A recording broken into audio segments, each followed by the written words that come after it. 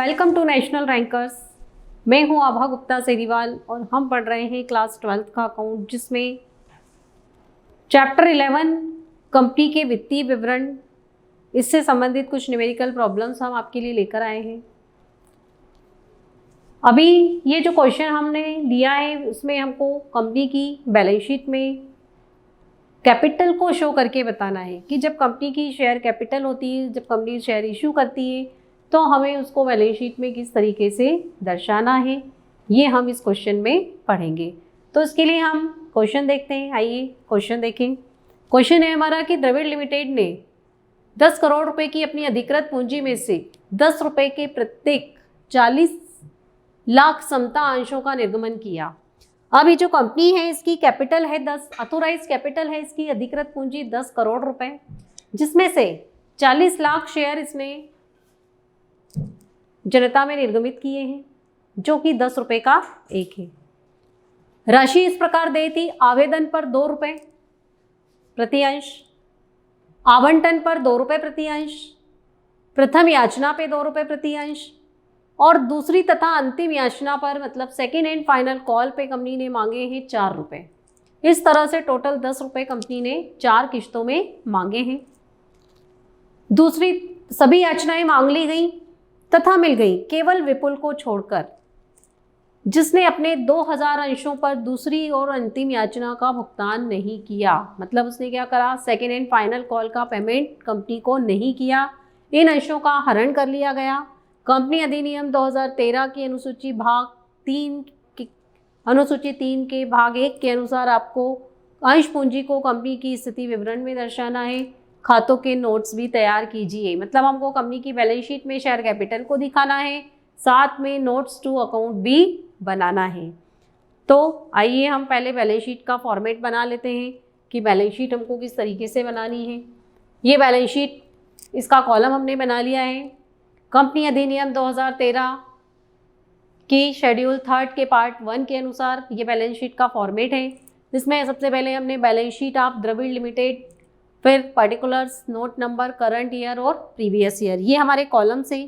सबसे पहले हम यहाँ पर पार्ट 1 बनाएंगे इसका, equities and liabilities.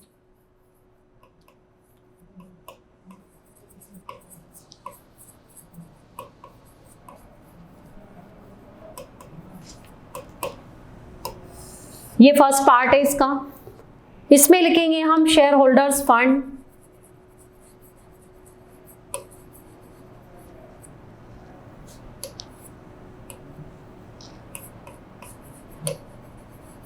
Share holders fund number 1, और इसमें आ जाएगा a part share capital.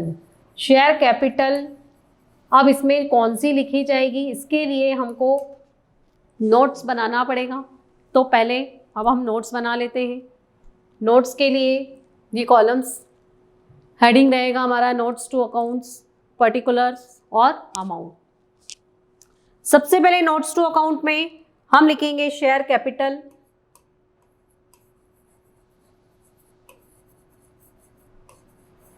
Share capital लिखने के बाद जो हमारा अगला हेडिंग होगा उसमें वो हो जाएगा authorised capital.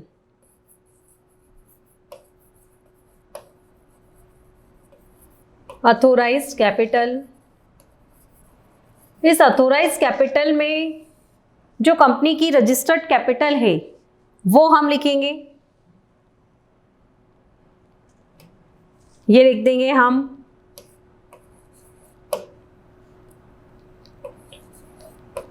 1 crore equity shares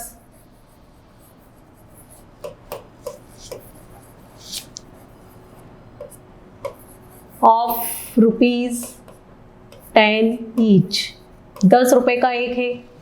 तो इस तरह से इसकी जो कैपिटल है वो हो गई 10 करोड़ रुपए। कितनी हो गई? 10 करोड़।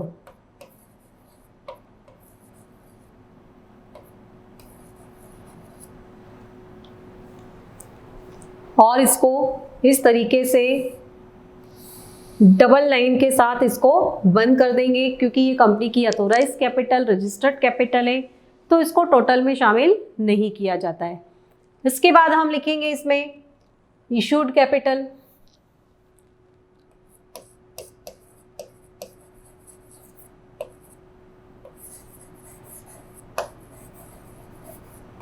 जो कंपनी ने जनता में निर्गमित किए हैं, जनता में जो निर्गमित किए हैं कंपनी ने, वो किए हैं 40 लाख।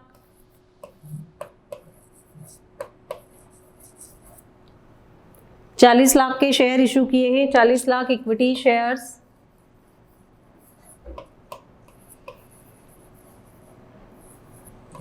ऑफ ₹10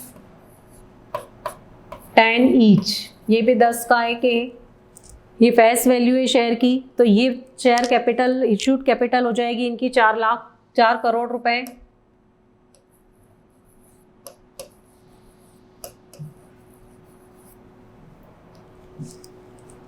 ये इशूड कैपिटल है, इसको भी हम अलग कर देंगे क्योंकि अभी हम सब्सक्राइब कैपिटल इसमें शो करने वाले हैं। अब हम करेंगे सब्सक्राइब कैपिटल।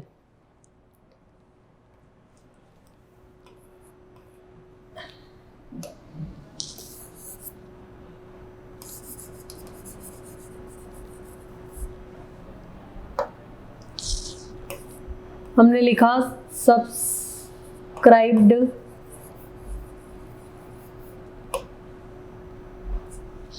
Capital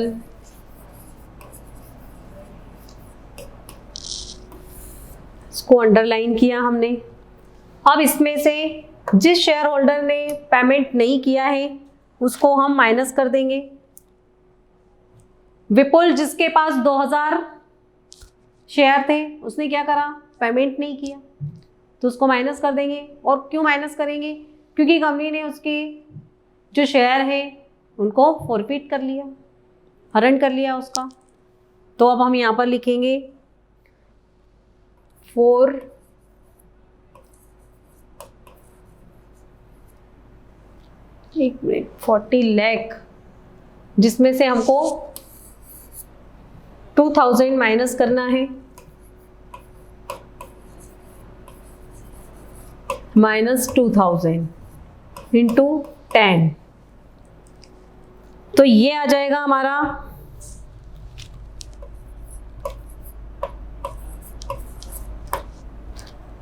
39,98,000 into 10। तो ये अमाउंट हो जाएगा टोटल मल्टीप्लाई करने के बाद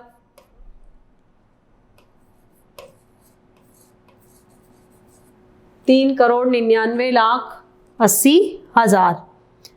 अब जो शेयर फॉरफिटेड की अमाउंट है वो इसमें प्लस हो जाएगी, ऐड फॉरफिटेड शेयर्स।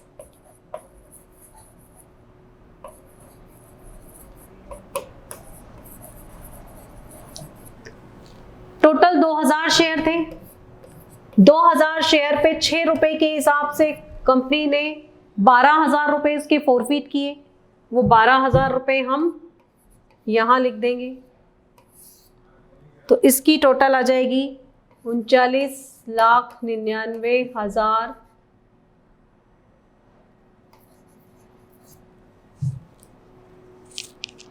3,99,92,000। ये कंपनी की कैपिटल हो जाएगी टोटल। अब ये जो कैपिटल है इसको हम ट्रांसफर करके बैलेंस शीट में लेके जाएंगे।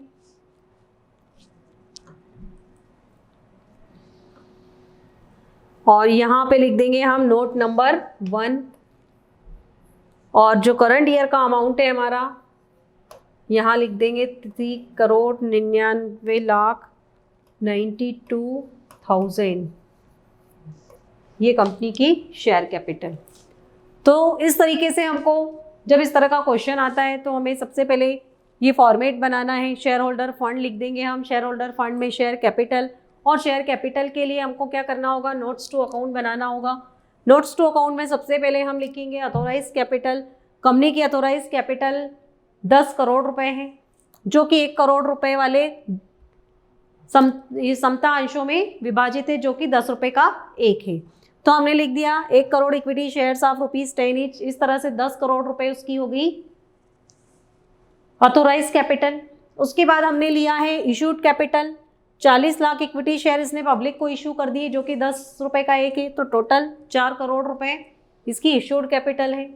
अब इस इशूड कैपिटल में से 2000 शेयर इसने फॉरफिट कर लिए थे, तो वो हमने इसमें से माइनस किए, तो ये बचे 3,99,80,000। 10 रुपए का एक, तो 10 से हमने मल्टीप्लाई किया। उसके बाद कंपनी ने विपुल के अंशों का हरण कर लिया था, तो अंशों के हरण करने पर उसने जो राशि अब तक कंपनी को दी थी, 2 रुपये एप्लीकेशन, 2 रुपये अलॉटमेंट और 2 रुपये फर्स्ट कॉल, मतलब टोटल 6 रुपये वो कंपनी को दे चुका था। तो वो 6 रुपये जो है वो फॉरफीचर अकाउंट में चले जाएंगे। एक अंश पे 6 रुपये, तो 2000 अंशों पे 12,000 रुपये उससे रिसीव्ड हुए थे कंपनी को, तो वो कंपनी ने इसमें प्लस कर दिए। तो इस तरह से ये अमाउंट आ गया 3,99,92,000। ये कंपनी की शेयर कैपिटल आ गई। अब इस शेयर कैपिटल को हमने बैलेंस शीट में शो कर देना है करंट ईयर वाले कॉलम में।